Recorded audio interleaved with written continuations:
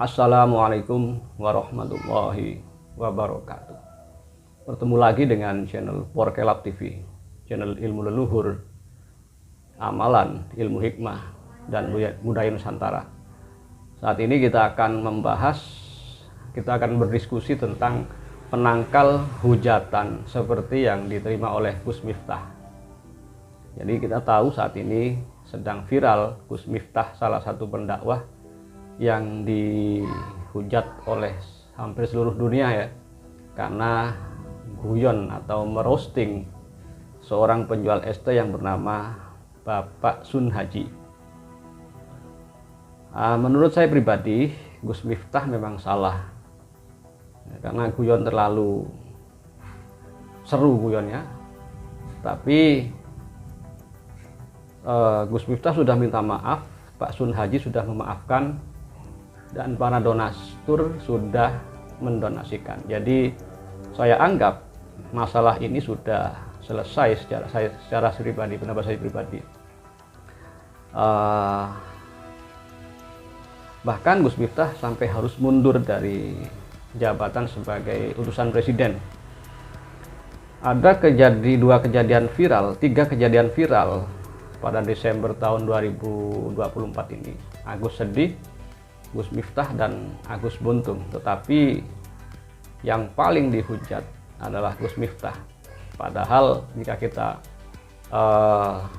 objektif, kesalahan Gus Miftah ini tidak parah dibandingkan Agus buntung ya.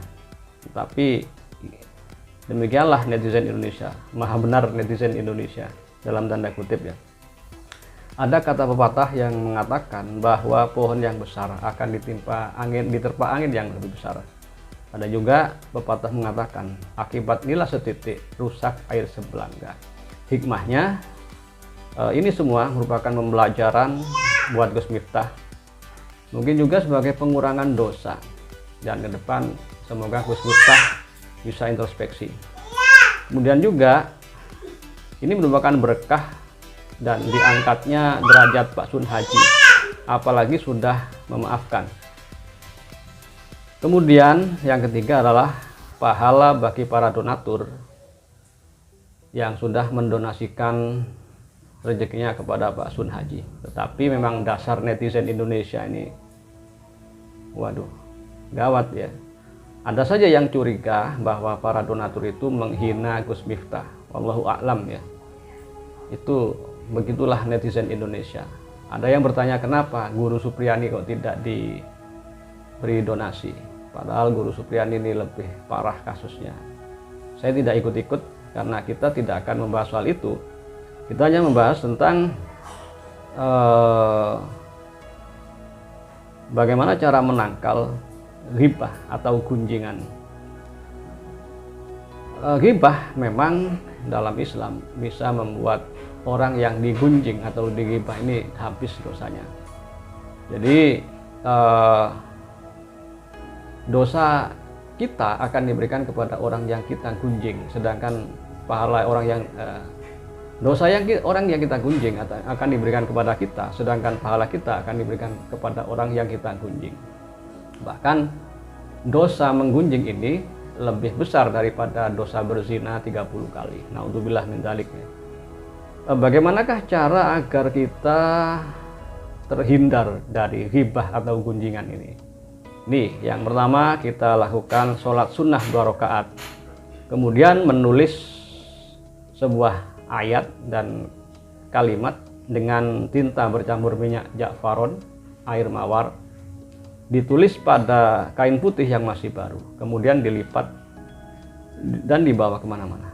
Tapi jika toilet harus dilepas ya. Ini ayat yang harus dibaca ya. Dari sebuah buku ijazah saya baca. Nanti insya Allah saya sertakan captionnya di video. Ayat yang dibaca adalah hadza yaumul la yantiquna wa la yu'dzana. Hadza yaumul la yantiquna wa la yu'dzanu lahum wa ya'tadziruna.